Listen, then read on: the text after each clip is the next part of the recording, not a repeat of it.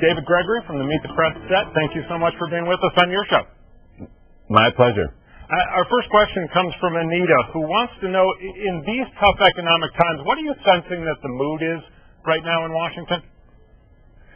Well, I think in Washington, there is a sense of great crisis. And, it's really shocking, whether it's Wall Street executives, whether it's automakers, everybody's in Washington because Washington is the most relevant place for the economy. And that's because the president's made it very clear that he believes that government is the only entity that can arrest the slide of our economic decline. Can't turn it around on a dime, but that can really be responsible for the solution. That's caused a pretty big ideological battle in Washington between the White House and Republicans who don't see it that way.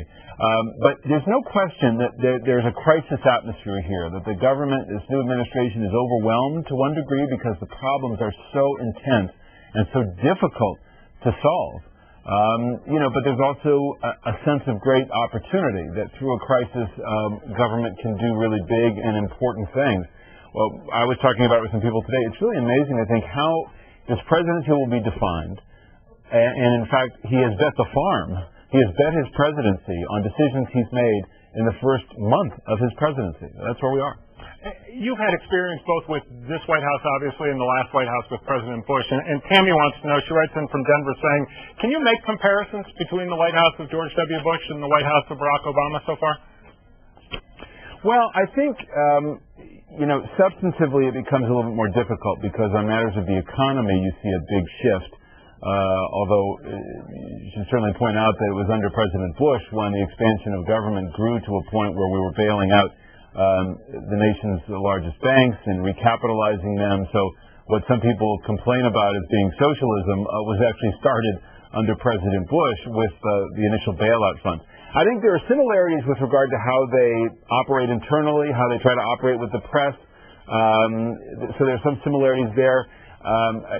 Politically, there were certainly, I don't mean on the issues, but I mean political style. I think there's some similarities as well. But I do think that there's just a vast departure now in terms of the role of government. And you see it with the budget this week, that really changes. One area of similarity, and we were just talking about it here, if you listen to the president's speech today about Iraq, here was President Obama, an opponent of the war. Somebody who does not believe that it was a war worth fighting, was today using language that President Bush could have used, talking about the achievements, the goals met in Iraq during a speech today at Camp Lejeune. So that was pretty striking. Anyone who covers the White House, I just know from covering our State House here, gets asked the following question. You certainly had some run-ins with the former president's administration, and I'm sure you've gotten a question like Doug Taylor's asking right now. Did you feel, why were you, or did you feel you were biased at all toward the former president? Not at all. Not at all. I was very pleased to know that the president considered me very fair and respected me, and I respected him. Look, I think it's important when you cover the White House that you challenge the president and his top advisors on a daily basis. And let's remember what the stakes were during the Bush presidency. Post 9/11, 2 wars, really big consequential decisions.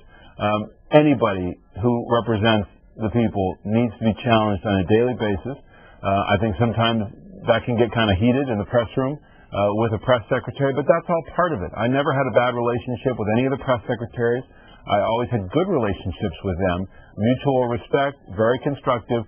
We were both doing what we had to do, and I think that's very, very important. So, no, I don't believe I was biased, and I certainly bring the same kind of challenges and questions to this administration as well. And I just think anybody, any reporter covering the White House has to do that.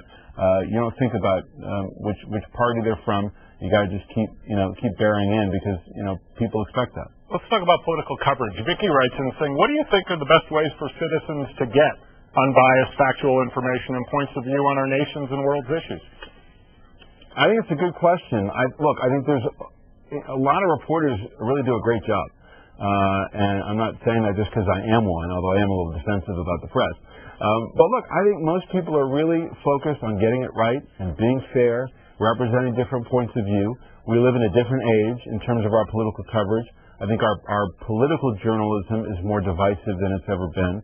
But I also think that as the country gets more polarized politically and as the media becomes more polarized politically and opinionated in certain quarters, people tend to come to their media source where they want their own point of view validated. And so they tend to view what we do through their own political prism, and that's where they may see bias where it doesn't exist, or it may just be bias from their point of view. So I think there's lots of outlets, whether they are in print or on television or on the radio, where you can get objective reporting. And, I always think it's useful to just sample a lot of different sources and make up your own mind. I mean, we have a pretty good sense of, in some cases, where opinion leaders are coming from different points of view, but there's lots of good journalism out there. I think that's really important to underscore. I believe that firmly, and it's certainly what I'm committed to on Meet the Press. Anyone who's watched this program knows my personal history with the man who sat in the chair that you're sitting in, Tim Russert. He showed a dignity and a grace toward me and my career that I'll never forget. And Bruce writes in from Broomfield saying, what, if any, of Tim Russert's legacy impacted how you perform Meet the Press? Look, a lot of it. Tim brought to Meet the Press, he brought dignity himself. He was really insistent on Meet the Press being a place where there was civilized conversation, civilized debate, if that's what it was. But from moderator to guest, it was always civilized, it was always fair, and it was always tough. And you were going to be held accountable, but you were going to get your point of view out there. And he was a terrific interviewer. He was a tough interviewer, but he was always fair.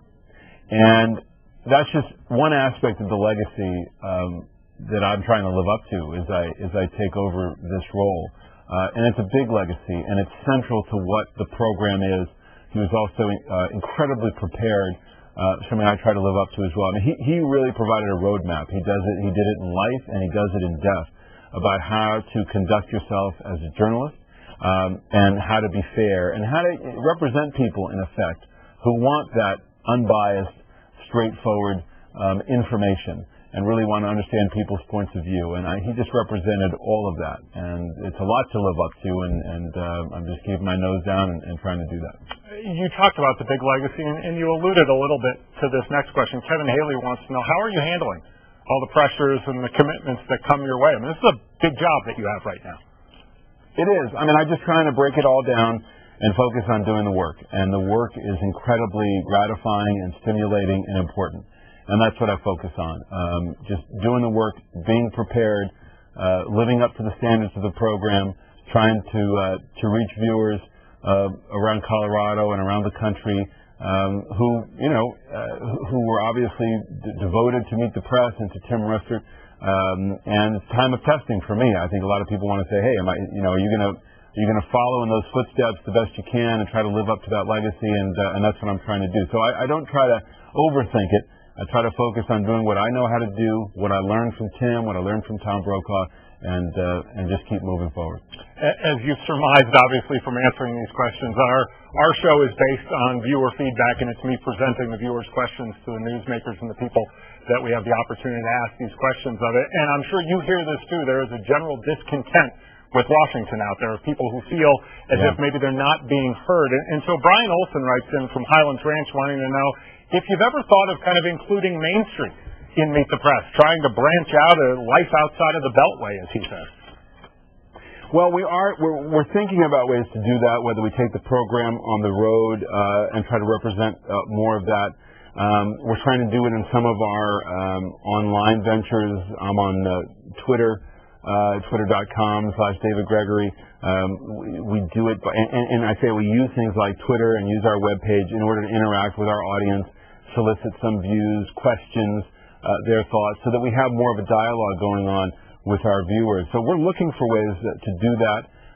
We obviously want to continue to be as relevant as we need to be in terms of covering the views here and interviewing political figures and other figures in the government. But there's no question that it's an important point, and I think over time we'll evolve and try to capture more of that. Selfishly, I have about a half a minute left, and I have to ask you about your personal connection to Denver, because I get to ask questions every now and then on this program, too. Yes, I'm not sure everybody knows it. I met my wife, Beth Wilkinson, who was one of the prosecutors in the Oklahoma City bombing trials. She prosecuted Timothy McVeigh and Terry Nichols, and I covered the McVeigh trial. And after that trial was over, we began seeing one another, and we've now been married for some time and have young children. And so we both, out of that tragedy there that we were both involved in, we think of Denver so fondly. So Denver's a place I fell in love. So it always has a warm spot in my heart. David Gregory, thanks so much for being with us on your show. My pleasure.